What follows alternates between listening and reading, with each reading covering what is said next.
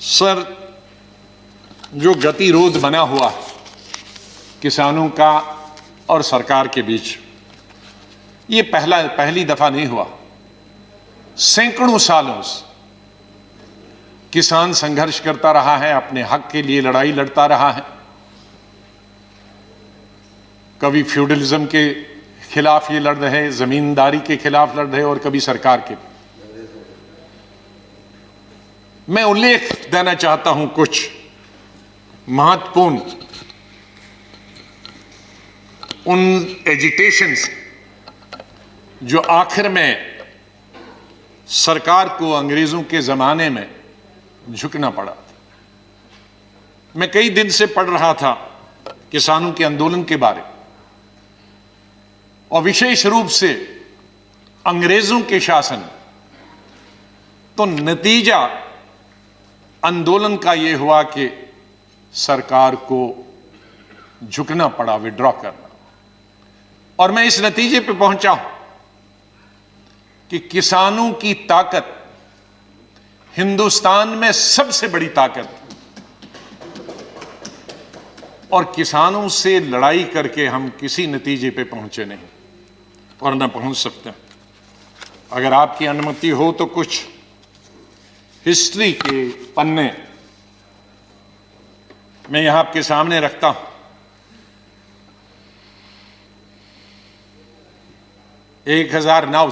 1900 से और 1906 के बीच में 3 कानून यूनाइटेड इंडिया में और ब्रिटिश इंडिया की हुकूमत में हुए।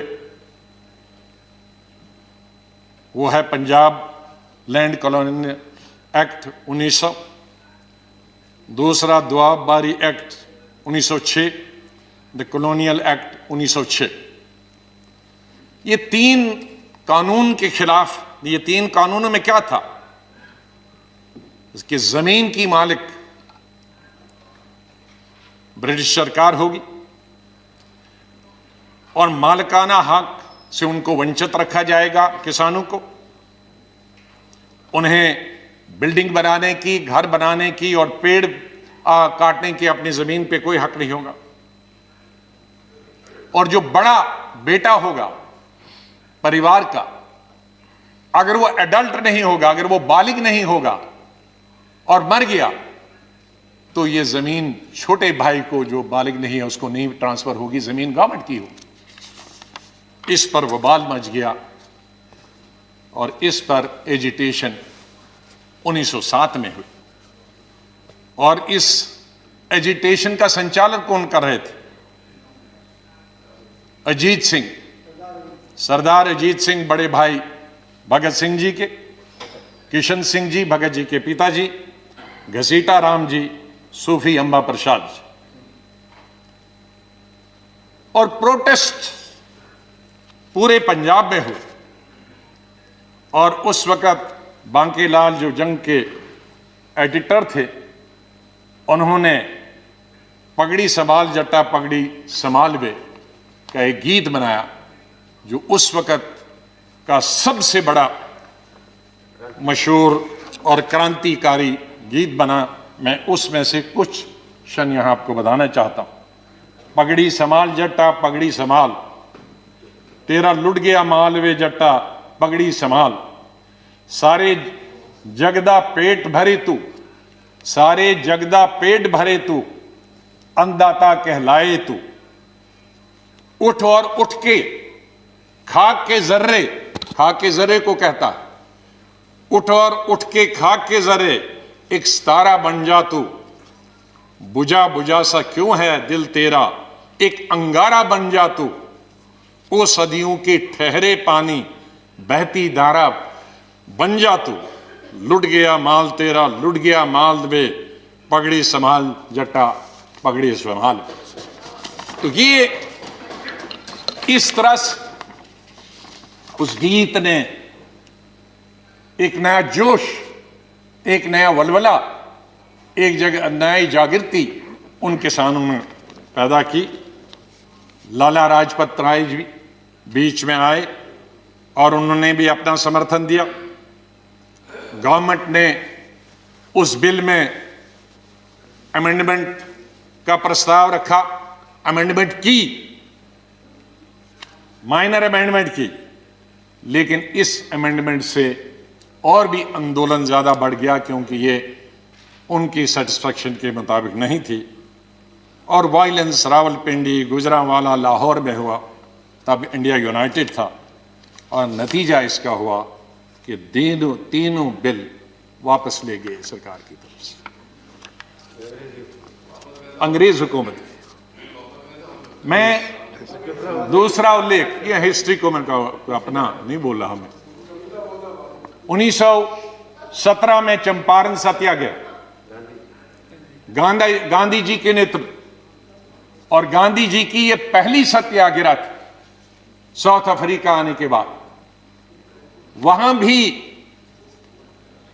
नील की खेती होती थी, इंडिगो जिसको अंग्रेजी में बोलते थे, और वो जबरदस्ती अंग्रेज खेती वो करवा रहे थे।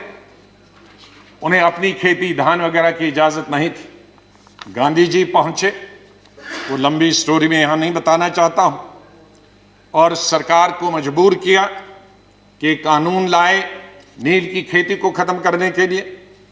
बिहार और उड़ीसा लेजिस्लेटिव एक ही स्टेट था, उसमें बिल लाया गया, लेकिन मेंबर्स ने यह मांग की कि इस बिल को सिलेक्ट कमेटी को भेजा गया है, और ब्रिटिश सरकार ने वो मेंबर्स की मांग मानी और इसको सिलेक्ट कमेटी में भेजा गया।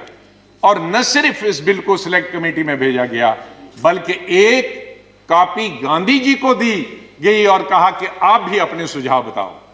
तो इस तरह से गांधी जी के सुझाव और सिलेक्ट कमेटी के जो सुझाव दिए और नील की खेती बंद हो गई। एक दूसरी मिसाल है इस चंपारण की और अंग्रेज हुकूमत की। माननीय प्रधानमंत्री जी मुझसे ज्यादा जानते हैं क्योंकि उनके स्टेट की बात कर रहा हूं। चौथे आंदोलन की 1918 में खेड़ा सत्याग्रह, जिसमें महात्मा जी गांधी जी शुरू हुए और बाद में उसका संचालन सरदार वल्लभ भाई पटेल और उनके साथियों ने उसको चलाया। गांधी जी ने और पटेल जी ने कहा कि देश भर के लोग नहीं आएंगे, गुजरात के भी लोग नहीं आएंगे, यहाँ के लोग सिर्फ इसका आंदोलन करेंगे, या ज़्यादा से ज़्यादा गुजरात के लोग, लेकिन बाहर के लोग नहीं आएंगे। उन्होंने पिटीशन दी बम्बई सरकार को, कमिश्नरी को, कि हमारे टैक्स खत्म किए जाएं। उन्होंने बम्बई सरकार ने, जो उस वक़्त की यूनाइटेड सरकार थी ब्रिटिश की, उन्होंने उनकी डिमांड को रद्द कर दिया और उनको वार्न किया गया कि अगर आप ये टैक्स नहीं देंगे आपकी ज़मीन जब्त की जाएगी, आपकी प्रॉपर्टी जब्त की जाएगी, आप जेल में जा सकते हैं। लेकिन रिवोल्ट इतना बढ़ा कि लोगों ने उसकी कोई परवाह नहीं की गई। प्रॉपर्टी उनकी ली गई, ज़मीन उनकी ली गई और ज़मीन सीज की गई, लोगों को अरेस्ट किया गया, लेकिन आंदोलन ख़त्म नहीं हुआ। और उसका नतीजा क्या हुआ? उस साल के लिए टैक्स माफ़ किए गए और जो इंक्रीज जो बढ़ाए गए थे टैक्स सरकार ने, वो घटा लिए, और जो ज़मीन और घर सरकार ने लिए थे उनको वापस दे दिए। तो वापस किसानों की इसमें फिर से जीत हुई। मैं दूसरा सत्याग्रह की बात करता हूं, 5वें सत्याग्रह की बात करता हूं, बरदौली 1928। इसमें भी 1925 में गवर्नमेंट बम्बई प्रेसिडेंसी ने टैक्स बढ़ाए किसानों के 22%। इतना कभी भी टैक्स नहीं बढ़ा था। और सरदार वल्लभ भाई पटेल जी ने गवर्नर बम्बई को लिखा टैक्स कम करने के लिए, लेकिन गवर्नर ने वो रिजेक्ट कर दिया। उसके बाद नॉन पेमेंट की वजह से लोगों को तंग किया गया, उनकी प्रॉपर्टी, उनके जान माल की हिफाजत करना मुश्किल हो गया था, और गवर्नमेंट ने ऑक्शन कर दी कई ज़मीनें और कई घर। लेकिन एक भी आदमी उस ऑक्शन के लिए नहीं आया।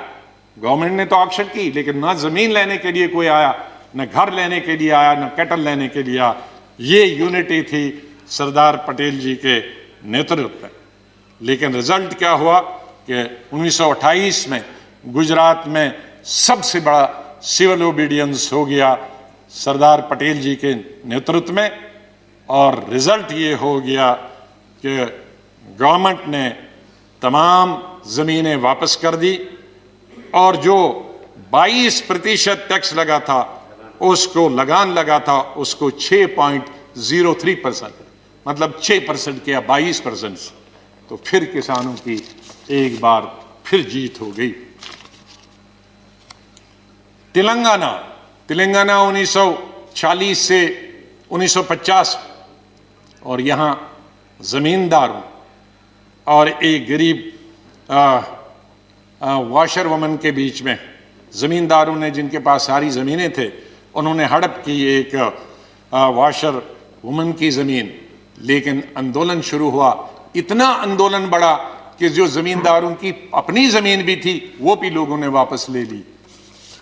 ये इस तरह के आंदोलन हमारे इतिहास में हुए हैं, और ताकत हमेशा वहां उनके सामने सर झुकाना पड़ा।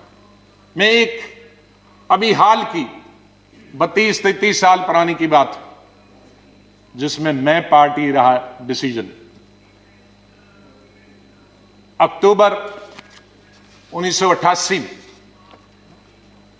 कांग्रेस पार्टी एक रैली करना चाहती थी बोट क्लब में। उन दिनों बोट क्लब में पब्लिक मीटिंग करने की इजाजत, राजीव गांधी जी प्रधानमंत्री थे, मैं संगठन का जनरल सेक्रेटरी था, कई राज्यों का, यूपी का इंचार्ज, पंजाब हरियाणा का इंचार्ज था, और रैली का इंचार्ज था। हमने तकरीबन 5 लाख रैली पूरे देश की, बल्कि 10 लाख के लिए पूरी ट्रेनें लगाई थी पूरी देश भर से। मुझे सब्जेक्ट मालूम नहीं है क्यों की थी हमने, लेकिन रैली थी, क्योंकि रैली का इंचार्ज था। और रैली बोट क्लब में, पूरे देश से ट्रेनें आने वाली, और कई दिनों से टिकाइट जी का आंदोलन चल रहा था। किसान सर जो आज प्रेजेंट टिकाइट है, इनके पिताजी बुजुर्ग थे, हुक्का पीते रहते थे, और जहां भी राम गोपाल यादव जी को मालूम होगा, कई दिनों से उनका वहां यूपी में ही आंदोलन चल रहा था। लेकिन पेपरों में जब आया कि हमारी कांग्रेस की रैली हो रही है बोट क्लब में इस डेट को, और हम तैयारी कर रहे थे, दूसरे दिन अब ट्रेनें सुबह आनी थी, और उसी दिन ये बहुत किसानों की रैली थी हमारी कांग्रेस पार्टी की। हम देखते हैं कि एक दिन पहले टिकाइट जी 50,000 लोगों के साथ बिस्तरे और खाट और हुक्के और अनाज लेके बोट क्लब में बैठे। अचानक हमें we were taken by surprise. अब एक दिन था बीच, और सरकारी कर्मचारी आए, मैं प्रधानमंत्री जी के पास बैठा था, तो उन्होंने कहा कि निकाला जाए। हमने कहा किसानों के साथ लड़ाई नहीं करनी, हम अपना वेन्यू हटा देते। हमने अपना वेन्यू हटा, लाल किले में हटा दिया, हमने उसको अनाउंस नहीं किया। हमने सुबह जहां ट्रेनें आनी थी, ट्रक आनी थी, वहां लोगों को, सैकड़ों लोगों को रखा, और वहां कहा बोट क्लब में नहीं जाना है, लाल किले में जाना। इसलिए उनको पता नहीं लगा कि वो लाल किले में आ सकते हैं। तो हमने विड्रॉ किया, हमने लड़ाई नहीं लड़ी हमने उनको, वरना इविक्ट अगर करते तो कितने लोग जख्मी होते। नतीजा उसका हुआ कि 2 दिन के बाद टिकाइट जी ने, 3 दिन के बाद टिकाइट जी ने खुद विड्रॉ करके वो चले गए। ये मैं हाल की मिसाल बताना चाहता हूं। माननीय प्रधानमंत्री जी, ये किसान, हमारे किसान, हमारे, जब मैं कहता हूं कांग्रेस के नहीं, आपके, हमारे, सब हिंदुस्तान के 130 करोड़ लोगों के अन्नदाता, हमारे, इनके बगैर हम कुछ भी नहीं। जो कुछ भी आज हम हैं, इंसान को जिंदा रहने के लिए 3 वक्त की रोटी और 2 वक्त की रोटी तो कम से कम होनी चाहिए। ये रोटी आज न सिर्फ हमें 130 करोड़ लोगों को देते हैं, बल्कि दुनिया के देशों में जहां हम अनाज बेचते हैं सरकार के द्वारा और प्राइवेट तौर पे भी, ये उनके भी अन्नदाता। इनसे क्या लड़ाई लड़नी? हमें लड़ाई लड़ने के लिए और बहुत फ्रंट है। हमारी बॉर्डर पे जो दुश्मन खड़ा है, पाकिस्तान है, चीन है, हम मिलके उनका लड़ाई करेंगे। हम आपके साथ, बिल्कुल बिल्कुल साथ है, पूरा देश साथ है, हमारी पार्टी साथ। चीन और पाकिस्तान अगर हमारी तरफ नजर उठाकर भी देखता है तो हम आपके साथ। लेकिन किसानों के लिए क्या है? ये बेचारा मुश्किल से पहले मुगलों के जमाने में, फिर अंग्रेजों के जमाने में, फिर लैंडलॉर्ड्स के जमाने में, फिर मनी लॉन्ड्रिंग करने वाले के, अब आपको मालूम है ये आत्मभरता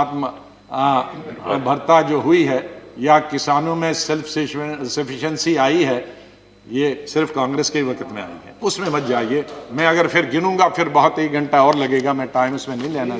माननीय प्रधानमंत्री जी जानते हैं कितने हरी क्रांति कब आई, कैसे आई, ये ट्रैक्टर, ये फैक्ट्रियां, ये कहां से बनी, और ये प्रोजेक्ट्स कहां से बने, ये नहर कहां से बनी, ये डैम, भाखड़ा डैम से लेकर गुजरात से लेकर हिंदुस्तान के महाराष्ट्र से लेकर बिहार और यूपी तक ये डैम कहां से बनी, किसानों की बिजली के दाम, पानी निकालने के लिए उसमें कंसेशन किसने दी, मैं उसमें नहीं जाना चाहता हूं। उसमें हमें क्रेडिट नहीं, ये सरकार का दायित्व। हम सरकार में थे तो हमने किया, आप सरकार में हैं प्रधानमंत्री जी, उसमें और कुछ कर रहे हैं, बधाई। पुरानी सरकार को भी बधाई, आपको भी बधाई। इसमें लड़ाई क्या है? ये जो हम अनाज बढ़ाने का प्रयास करते हैं तो ये तो अपने लिए करते हैं, अपने देश के लिए करते हैं, किसी पर हम एहसान नहीं रखते, तो उसमें विवाद में नहीं जाना।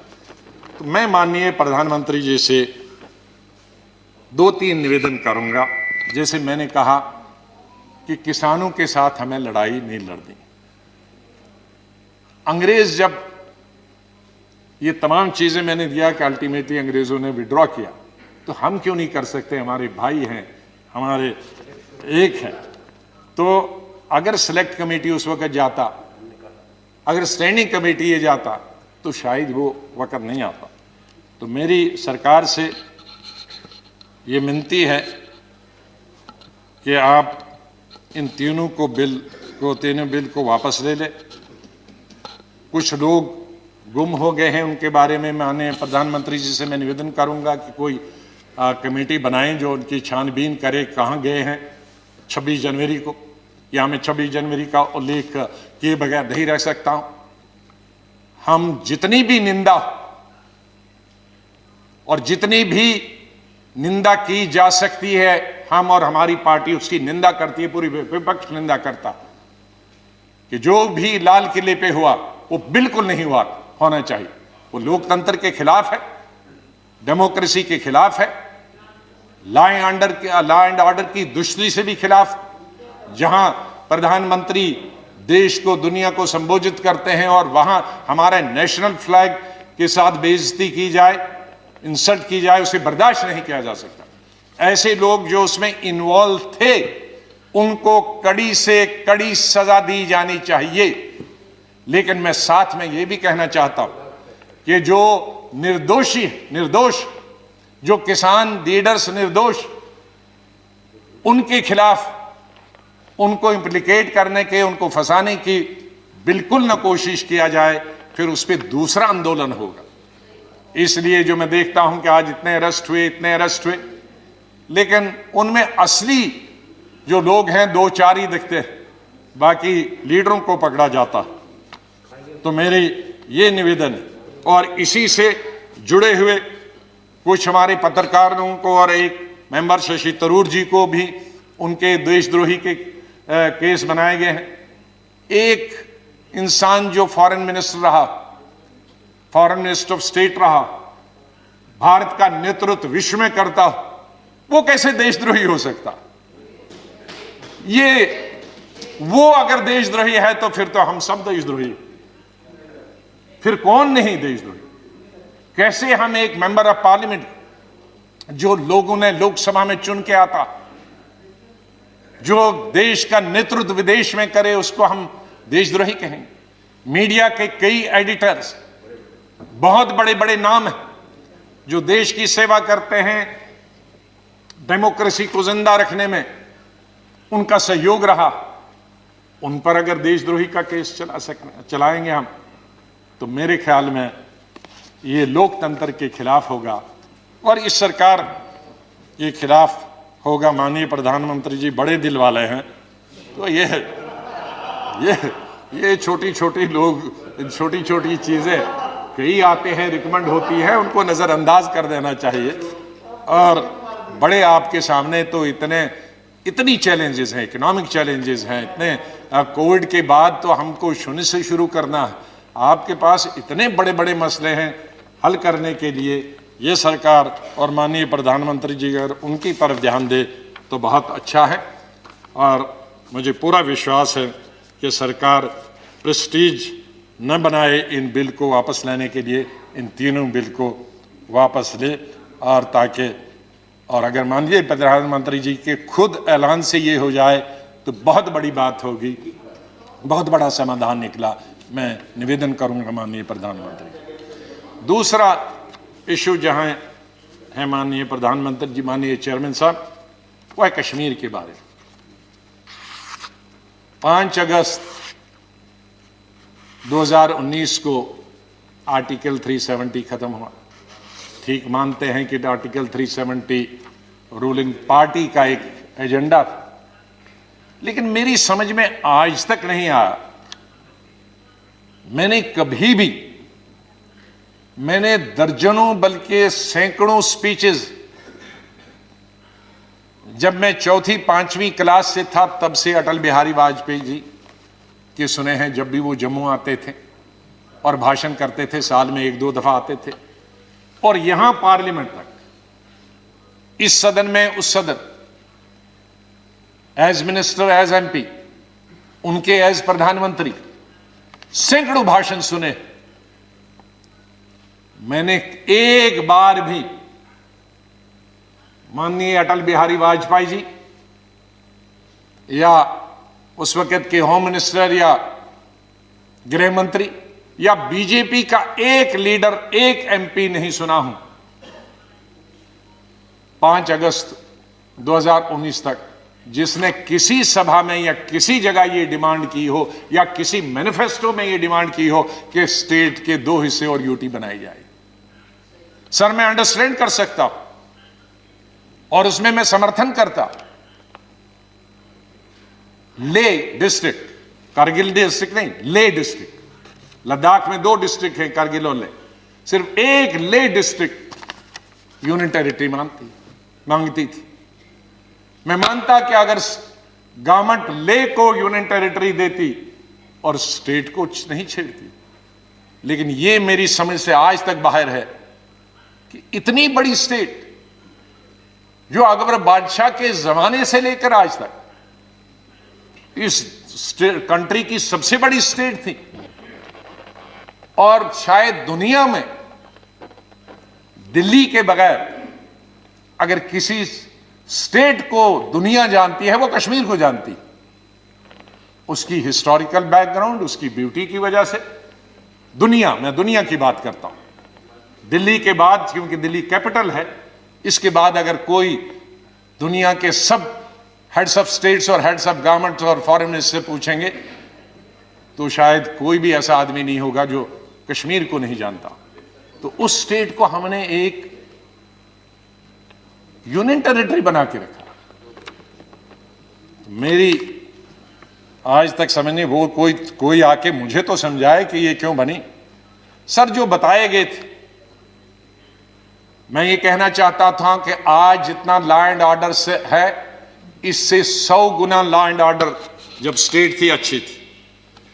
मिलिटेंसी जब गवर्नमेंट थी, स्टेट थी, मिलिटेंसी सबसे कम थी, और आज सबसे हाईएस्ट। डेवलपमेंटल वर्क सबसे अच्छे थे जब स्टेट गवर्नमेंट थी, चाहे कोई भी हो, चाहे बीजेपी और टीडीपी की गवर्नमेंट ही क्यों ना हो, मैं स्टेट रन गवर्नमेंट करता हूं, कोई चीफ मिनिस्टर के अंदर डेवलपमेंटल वर्क सबसे ज्यादा चल रहे थे, आज कोई डेवलपमेंटल वर्क नहीं चल रहा। कई जो पैरामीटर्स हैं, एजुकेशन से, हेल्थ से लेकर बाकी जितने पैरामीटर्स, मैं उनको दोबारा नहीं बताना चाहता हूं, मैं पिछली दफा इस सदन में बोल चुका हूं। तकरीबन 30-40 ऐसे पैरामीटर्स हैं जो नेशनल एवरेज से भी अच्छे हैं। और क्या प्रमाण चाहिए?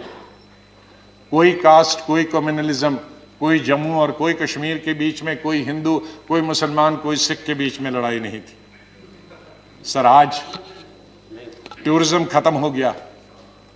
ये अभी कुछ टूरिस्ट गुलमर्ग में हमने देखे, लेकिन गुलमर्ग में कुछ टूरिस्ट जो जाएंगे सीधे एयरपोर्ट से उतरकर गुलमर्ग, वो एक 5 स्टार होटल का भला होगा, उससे कश्मीर के टैक्सी वाले का, टांगे वाले का, दुकानदार वाले का, हैंडीक्राफ्ट वाले का फायदा नहीं होगा सर। उससे जो छोटे, हजारों छोटे होटल्स हैं, 5 स्टार 2-3 तो हैं, लेकिन हजारों छोटे होटल हैं गेस्ट हाउस में, जिन पर लाखों लोग निर्भर हैं, क्योंकि उन होटल में जो स्टाफ है वो सब 2 साल से घरों में बैठे हैं, क्योंकि एक टूरिस्ट, किसी टूरिस्ट का, रेस्टोरेंट का, यह जो होटल है उसका दरवाजा नहीं खुलता। तो टूरिज्म खत्म हो गया सर। एजुकेशन खत्म होगी। पहले 4-5 महीने तो सब स्कूल, कॉलेज, यूनिवर्सिटी 6 महीने बंद रहे, फिर कोविड आया, उसकी वजह से बंद रहे, अभी तक बंद है। सर, उस स्टेट में डेवलपमेंट कैसे हो सकती है जहां 2-2 साल कॉलेज, स्कूल और यूनिवर्सिटीज बंद रहे? सर, अब कुछ अरसे से स्टेट गवर्नमेंट ने शुरू किया है ऑनलाइन, लेकिन ऑनलाइन कहा, 8 महीने तो टेलीफोन ही नहीं था, अब टेलीफोन है तो 2G है। सर, 2G कहां चलता है आज? 4G की मांग है, तो वो नहीं हो रहा, इसलिए एजुकेशन भी जीरो हो गई। प्राइवेट स्कूल बंद हो गए, क्योंकि प्राइवेट स्कूलों ने गवर्नमेंट बताया है नो अटेंडेंस, नो पे। उनके प्राइवेट स्कूल्स में जो टीचर्स थे उनको छुट्टी पे भेज दिया गया। प्राइस कंट्रोल कोई नहीं है। रोड्स की हालत बहुत खराब है। बटोत से हमने सड़क हमारे वक्त से शुरू हुई थी, जम्मू से श्रीनगर, उसमें 250 किलोमीटर तो तभी हमारे वक्त में हुआ था, लेकिन बीच का एक पैक बटोत से लेकर बानहाल तक 30 किलोमीटर का है, 6.5 साल से वो अभी तक नहीं बन रहा है। मैं जिसकी वजह से फ्रूट पिछले साल तो तबाह हो गया था, 2 साल पहले, पिछले साल वो एक महीना सड़क पर रहा, क्योंकि बानहाल और बटोत के बीच में सड़क बंद थी और वो सब फ्रूट ट्रक्स में सड़ गया। तो ये हालत, इसलिए इस हालत को, हाँ, मैं एक चीज के लिए बधाई देता हूं, जो अच्छी बात है उसको बधाई देना चाहते।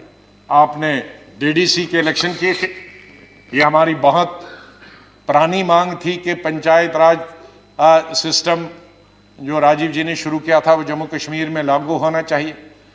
जब मैं स्वास्थ्य मंत्री था तो हमने अपनी पार्टी में रेजोल्यूशन मूव करने के लिए, मैं यहां से चला गया अपनी पार्टी में रेजोल्यूशन मूव करने के लिए कि इसको लागू होना चाहिए, लेकिन कुछ कारणों से कोalition गवर्नमेंट्स में कई मजबूरियां आती हैं। तो ये बहुत अच्छा कदम हुआ है बीडीसी का और डीडीसी का, उसके लिए मैं सरकार को बहुत बधाई देना चाहता हूँ। जो अच्छी बात है उसकी अच्छी है, लेकिन बाकी माननीय प्रधानमंत्री जी कुछ नहीं है, कुछ दिखाई नहीं। इसलिए मेरा सरकार से, माननीय प्रधानमंत्री जी से निवेदन है कि अगर उस स्टेट को डेवलप होना, और मैं कई बार कह चुका हूं, शायद माननीय प्रधानमंत्री जी जब पहले 2015 में याद होगा कि नॉर्थ ईस्ट और जम्मू कश्मीर हमारे लिए बहुत जरूरी है। हम नॉर्थ ईस्ट और जम्मू कश्मीर में कोई भी ऐसा कदम न लें जिसकी वजह से जम्मू कश्मीर, लद्दाख मिलाकर और नॉर्थ ईस्ट के लोग नाराज हो जाए। ये बॉर्डर स्टेट्स, हमको जो पंजाब, हमको इंदिरा गांधी ने यही सिखाया। मैं बहुत छोटी उम्र में उनके साथ मंत्री बना था, उन्होंने यही सिखाया कि हम कई फ्रंट्स पे नहीं लड़ सकते। हम पाकिस्तान पे भी लड़े, हम चीन से भी लड़े, और फिर जो बॉर्डर पे फौज का काम करते हैं, नहीं उसकी बात में अभी किसान वाली बात खत्म हो गई, मैं जम्मू कश्मीर की बात करता हूं कि वहां हम लद्दाख के लोग भी नाराज हो जाएं। आप कहेंगे उनको यूटी मिली, खुश हो गए। नहीं, लद्दाख के लोग खुश नहीं हैं, क्योंकि 35A में उनकी जमीन कोई भी खरीद सकता है। नौकरी पहले जब था ये आर्टिकल 370, कोई बाहर वाला नौकरी नहीं कर सकता है। आज कोई भी बाहर वाला वहां क्लर्क भी जा सकता है, पियोन भी जा सकता है, तो इसलिए वो भी नाराज हैं। जब कहेंगे जम्मू वाले खुश हैं, जम्मू वाले भी खुश नहीं हैं, क्योंकि लैंड सबसे अगर कोई खरीदेगा बाहर वाला तो जम्मू में खरीदेगा, क्योंकि पंजाब और जम्मू पास में है। कश्मीर में शायद खरीदेगा या नहीं खरीदेगा। इसी तरह से जम्मू में क्यों 2 दफा, एक दफा तो कोर्ट की 100 पोस्ट के लिए, क्लर्कल पोस्ट के लिए जगह निकली थी, ऑल इंडिया निकला एडवर्टीजमेंट, लेकिन 15 दिन में हाई कोर्ट को भी विड्रॉ करना पड़ा, क्योंकि आंदोलन हुआ जम्मू में। क्या अगर क्लर्क के लिए भी पूरा यूपी और बिहार से या तमिलनाडु कहीं से भी आएगा तो हमारा क्लर्क कहां से आएगा? विड्रॉ करना पड़ा। एक डिग्री कॉलेज के लिए फिर इसी तरह के छोटे लेवल के इंटरव्यूज निकले थे, नेशनल लेवल के, फिर विड्रॉ करना पड़ा। तो कहां है जम्मू भी नाराज? जम्मू का ट्रांसपोर्टर कहां नाराज खुश है? जम्मू का ट्रांसपोर्टर खुश नहीं है, जम्मू का दुकानदार खुश नहीं है, जम्मू का अनएम्प्लॉयड खुश नहीं है। तो कश्मीर, जम्मू और लद्दाख, माननीय प्रधानमंत्री जी, कोई भी खुश नहीं है, क्योंकि आर्टिकल 37 में 2-3 प्रोविजंस थे जिसकी वजह से जमीन कोई बाहर नहीं खरीद सकता। और ये पहली जगह नहीं है, हिमाचल में कोई नहीं खरीद सकता है, उत्तराखंड कोई नहीं खरीद सकता, नॉर्थ ईस्ट में नहीं कोई खरीद सकता, हमारे SC ST की जमीन कोई पूरे देश भर नहीं खरीद सकता।